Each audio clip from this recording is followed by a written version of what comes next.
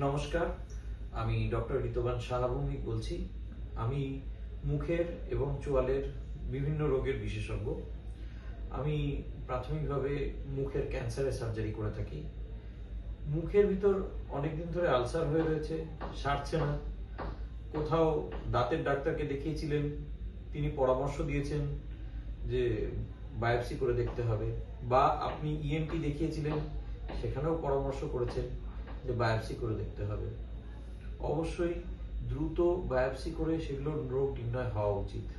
এবং একটা cancer surgeon হিসেবে, ওরাল ক্যান্সার সার্জন হিসেবে আমার সবসময় আউটলুক এরকম থাকে যে একটা রোগ তার সঠিক নির্ণয় থেকেই সেই রোগের চিকিৎসা শুরু হয়।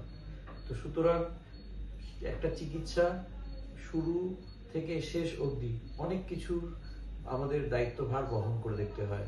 সেই জন্য ক্যান্সারের ক্ষেত্রে সবসময় একটা ভালো ওপিনিয়ন নেওয়াটা খুবই জরুরি।